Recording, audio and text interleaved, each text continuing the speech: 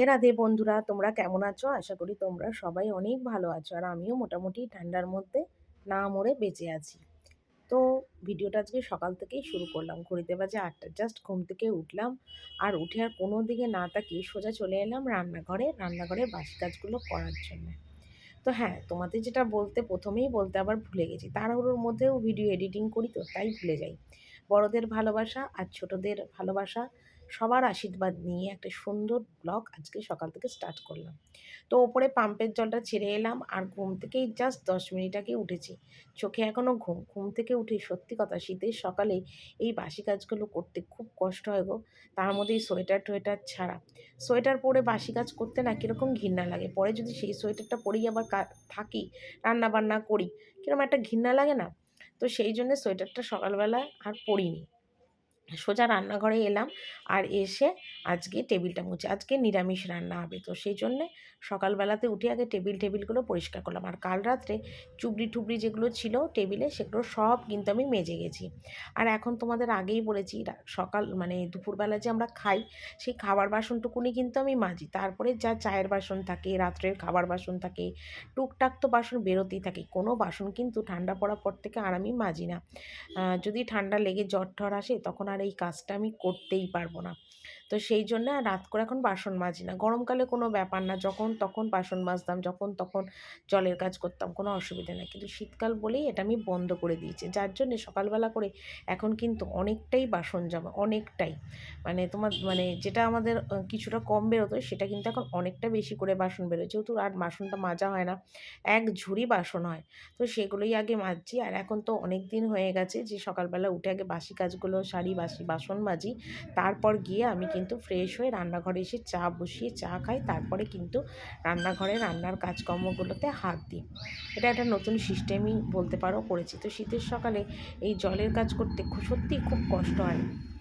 যারা করো তারা কিন্তু বুঝবে যে এটা কতটা কষ্ট হয়। কিন্তু কি করব বলো, করতে তো হবেই না। তো একই সময় সেটাই চিন্তা করি, এমন একটা সময় ছিল বিয়ের আগে, ঘুম থেকে উঠলে আমার মা আমাকে মগে করে গরম জল দিত। বলতো, তোর ঠান্ডা লেগে যাবে, দাঁত মাজবি ঠান্ডা জলে, তোর ঠান্ডা লাগবে, জলগুলো বরফের মতন হয়ে গেছে, তুই ঠান্ডা জল দিয়ে করিস না, তোকে গরম জল দিই, তুই গরম জল দিয়ে মুখ ধো। তো সেই কথাগুলো না সব মনে পড়ে। আর এদিকে দেখো তোমাদের দাদাভাই চাল, আটা, ময়দা, চিনি, তারপরে এদিকে দেখো অনেক কিছু মুদিখানা থেকে নিয়ে এসছে।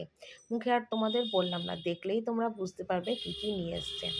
তো রোজ তো এগুলো আমাদের রোজ প্রতিদিন এই মুদিখানার এই জিনিসগুলো আসে। আর আজকে একটু বিকেলবেলা সকালবেলাতে টিফিন হবে।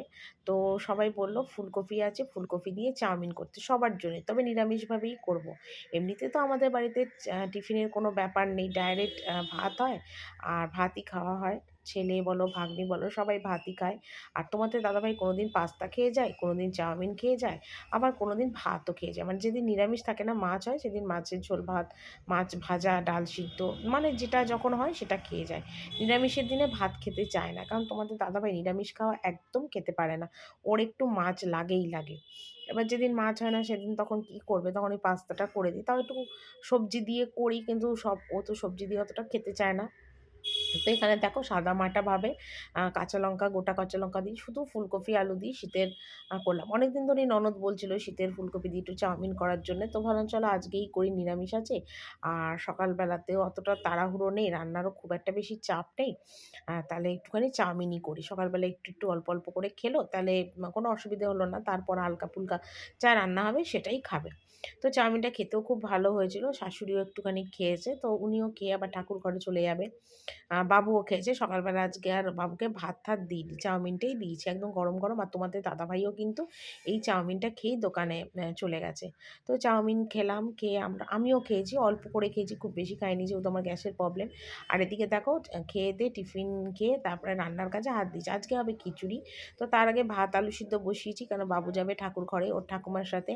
আর ও খিচুড়ি খেয়ে যেতে চায় না, ও সবসময় ভাত, আলু ভাজা যা হোক কিছু একটা খেয়ে যেতে চায়। তো যেহেতু আজকে ওর টিফিন খাওয়াটা হয়ে গেছে, তো সেই জন্যে আজকে আর মানে ওকে আর ভাত দেবো না খেতে। তো এখানে দেখো আলু মানে এটা মানে খিচুড়ির মুগের ডালটা ভেজে নিচ্ছি। আর ওদিকে ভাত হচ্ছে, কারণ আমার শাশুড়ি আবার খিচুড়ি খেতে পারে না, গ্যাস অম্বল হয়, তাই ওনার জন্য ভাত হচ্ছে। রান্না এখনো কমপ্লিট হয়নি, একটু কেটে কুটে গুছিয়ে নিলাম। তো আজকে তোমাদের দাদাভাই সবজি বাজার কিছু করেনি, আর রান্না বলতে আজকে বিশেষ কিছু হবে না। শুধু আজকে আলু ভাজা, খিচুড়ি, পাঁপড় ভাজা আর উচ্ছে আলু ভাজা হবে। আর ভাতটা তো করতে হবে, ভাতে আলু সিদ্ধ দিয়েছি, খিচুড়িতেও আলু সিদ্ধ দিয়েছি। এই রান্না। ঠিক আছে, তো বাবুকে একটু আলু ভেজে দিই, আলু ভাজা দিয়েও ভাত খাবে, মাখন ভাত। আলু ভাজা দিয়ে খেয়ে ঠাকুর ঘরে যাবে আজকে ওর ঠাকুমার সাথে। আর তো সেরকম কিছু কাটিনি বলে তোমাদের আর দেখালাম না, একবারে রান্নাটা করে নিয়ে তারপর তোমাদের একবার দেখাচ্ছি, ঠিক আছে? মানে দেখো, বাবুকে এখন খেতে দিয়ে দিয়েছি, মাখন দিয়ে আলু ভাজা দিয়ে ভাত খেতে দিয়েছি, খাচ্ছে। আর এখানে আমি করেছি দেখো ভাত আলু সিদ্ধ, এখানে করেছি খিচুড়ি, আর এখানে আছে দেখো পাঁপড় ভাজা, আর ওইটুকু খিচুড়ি বাড়া রয়েছে একটু, আর এখানে আলু ভাজা আর উচ্ছে আলু ভাজা। ঠিক আছে, এই হলো আজকের আমার রান্না। তো এখানে দেখো রান্নাবান্না একদম কমপ্লিট করে নিয়ে গ্যাসটা মুছি, নিরামিষ গ্যাস, কোনো অসুবিধে নেই। আর বাবু তো সকালবেলা আজকে চাউমিন খেয়েছিল, তারপরে ওর ঠাকুর ঘরে যেতে যেতে প্রায় 2টো বেজেছিল, আর আমি টিফিন করেছিলাম প্রায় 9টা 9:30 নাগাদ। তো সেই জন্য ওর ঠাকুমা বললো যে না, একটুখানি ভাত দাও, কারণ অপু চাউমিন খেয়ে যাবে, আবার খিদে খিদে পেয়ে যাবে। তো সেই জন্য বাবুকে একটু ভাত দিয়েছিলাম অল্প করে, একটু ভাত মাখন আলু ভাজা প্লেন খেয়ে গেল। কারণ আমার সকালবেলায় না আমার ছেলের একটু ভাতের নেশাই, ও না এইসব চাউমিন টাউমিন বিকেলের টিফিনে খেতে চায় বা রাত্রিবেলা খেলো, কিন্তু ও সকালবেলায় ভাত ছাড়া ও অন্য কিচ্ছু একদম খেতে চায় না। তো সেই জন্যই অল্প করে একটু ভাত দিলাম, ওটা সেটা খেলো। আর এখানে আমি গ্যাস ট্যাস মুছছি, রান্নাবান্নার তো আজকে বিশেষ একটা ঝামেলা নেই, একদম হালকা ফুলকা রান্নাটাই হলো আজকে। আর ওদিকে তোমাদের কাছে যে গল্পটা করছিলাম, সকালবেলা উঠে এত জলের কাজ করি, কিন্তু এমন একটা সময় ছিল বিয়ের আগে, কত মা আমাকে গরম জল করে দিত। প্রতিদিন সকালবেলা উঠে কোচিনে যেতাম পড়তে, মা ঘুম থেকে উঠে আমাকে এক মগ জল করে দিত, বলতে এইটা ঠান্ডা গরম মিশিয়ে মুখ ধো, দাঁত মাজ, ঠান্ডা জল তো ধরতে হবে না। আর সেই ঠান্ডা জলই আজকে কত খাঁটি। এটাই হয়তো বাপের বাড়ি আর শ্বশুর বাড়ির মধ্যে তফাৎ। বাপের বাড়িতে মেয়েরা সত্যি অনেক আহ্লাদি হয়, অনেক সোহাগ পায়, কিন্তু স্বামীর ঘরে এসে যদি স্বামী ভালো হয় তো সোহাগ তো পাবে 100 বার, নয়তো কেউ কিন্তু সোহাগ করার নেই। সেটাই এক সময় চিন্তা করি যে কী ছিলাম আর কি হয়ে গেলাম। তো সেটার জন্য মাঝে মাঝে একটু দুঃখ কষ্ট লাগে বটে, কিন্তু সেই দুঃখ কষ্ট করে কোনো লাভ নেই, কেননা সব জায়গায় সব রকমভাবে যেরম চলার দরকার সেরমভাবে চলাটাই আমার মনে হয় ভালো। যেখানে যেরম পরিবেশ, যে যেখানকার মানুষ যেরম, সেরমভাবেই মানিয়ে নেওয়া উচিত। কিন্তু একটা বউ কিন্তু সবসময় তার শ্বশুরবাড়িতে এসে মানিয়ে গুছিয়ে নেওয়ার চেষ্টা করে, কিন্তু আল্টিমেটলি যখন সে আর পারে না, তখন দোষটা কিন্তু সেই বউটারই হয়। বলে বাপের বাড়ি থেকে এসে শ্বশুরবাড়িতে কাউকে নিয়ে থাকতে পারে না, সংসার করতে পারে না, এইসব কথাবার্তাই কিন্তু ওঠে, তাই না? আবার এটাও অনেকে বলে যে স্বামী নিয়ে বোধহয় আলাদা থাকবে, সেই জন্যে মনে হয় শ্বশুরবাড়ির কারোর সাথে এরকম বনিবনা নেই। কিন্তু আদৌ কিন্তু সব মেয়ের ক্ষেত্রে কিন্তু এটা ঘটে না, আর আমার ক্ষেত্রেও কিন্তু এটা নয়। গরিবের সন্তান বলে অনেক কষ্ট আমি করেছি বিয়ের আগে, কিন্তু বিয়ের পরেও যে কষ্ট করিনি তা না, তবে এখনকার লাইফটা একটু অন্যরকমভাবেই আমার চলছে। সেটা আর বলে তোমাদের বোঝাতে পারবো না। আমার জীবনটা সত্যিই আজকে ৬ বছর ধরে পুরো পরিবর্তন হয়ে গেছে সব দিক দিয়ে। আর মানুষটা যে আমি যেরকম ছিলাম না, সেখানেও আমিও পরিবর্তন হয়ে গেছি। কারণ সময়ের সাথে সব কিছু যখন পরিবর্তন হয়, মানুষের পরিবর্তন হলে আর কী দোষ বলো? আর আমার নিজের পরিবর্তন হতেই বা কী দোষ? আমিও পরিবর্তন হয়ে গেছি। তো পরিবর্তন হয়েছি মানুষের পরিস্থিতি, মানুষের সময়েতে, সব কিছু মানুষকে চিনেই কিন্তু পরিবর্তন হয়েছি। শখে কিন্তু কোনো মানুষ পরিবর্তন হয় না। অনেক কষ্ট, অনেক ঘা প্রতিঘাতেই কিন্তু আজ আমার এই পরিবর্তন। আগের মতন সত্যি আমি নেই। নিজেকেই এখন নিজের চিন্তা করি যে আমি সত্যি আগের মতো আর নেই। আমার মধ্যে অনেক পরিবর্তন এসছে সব কিছু দিক দিয়ে। তো হয়তো মানুষের ক্ষতিও করি না, মানুষের খারাপটাও করব না, মানুষের ভালোর মধ্যেও নেই, খারাপের মধ্যে। আমি কারোর সাথে পাচ্ছে কোনোটার মধ্যেই কোনোদিন থাকিনি, আর আগেও থাকবো না। যেরম আছি সেরম থাকাই ভালো। নিজেরটাই বোঝাটা ভালো। এখনকার দুনিয়ায় মানুষ অনেক স্বার্থপর হয়ে গেছে। তাই আমিও স্বার্থপর হয়ে গেছি। আর মানুষের কাছ থেকে ঠকেই তো মানুষ শেখে না। আমিও জীবনে অনেক ঠকেছি। তো তখন ছোট ছিলাম, বুঝতাম না। বয়সের সাথে সাথে সত্যিই মানুষ চিনেছি। মানুষকে চিনতে শিখেছি, বুঝতে শিখেছি। তাই নিজের পরিবর্তনটা নিজেই করে নেওয়ার চেষ্টাই করি সবসময়। তো মা আছে, আমার দুনিয়ায় ছেলে আছে, আমি আছি। এটাই আমার জগৎ। এটাই আমার কাছে সবকিছু। আর কি বলবো তোমাদের? আর এই বলতে বলতে কত কাজ সেরে নিলাম দেখেছো তো তোমাদের সাথে গল্প করতে করতে। তো তো ঘরে চলে এলাম, আর এসে বিছনাটা তুলবো। বাবুকে বললাম, বাবু একটু ক্যামেরাটা ধরে দেও। ক্যামেরাটা ধরে দিল, শুধু চাদরটাই চেঞ্জ করব। আর বালিশ টসার কিছু চেঞ্জ করবো না। শীতকালের বিছনা এত বেশি হয় না, মানে কম্বল লেপ কাঁথা, মানে বিরক্তিকর লাগে আমার। শীতকাল আমি একদম দেখতে পাই না, একদম মানে সহ্যই হয় না। কারণ শীতকালে ঠান্ডা এত পড়ে যে কাজকর্ম করতেও না, মানে দিনের বেলা তবুও একরকম, রাত হলে আমার যে কিসে ধরছে আমি নিজেই জানি না। রাত্রিবেলায় আর কোনো কাজকর্ম কিছুই আর করতে ইচ্ছা করে না, মানে এতটা অবস্থা খারাপ হয়ে যাচ্ছে। রান্নাটা পর্যন্ত করতে ইচ্ছা করে না, খাওয়া তো দূরের কথা। কিন্তু কি করব, মানুষ হয়েছি যখন, পেটেও দুটো দিতে হবে। পেটে না দিলে কি আর বাঁচবো বলো, সেটাও দিতে হবে।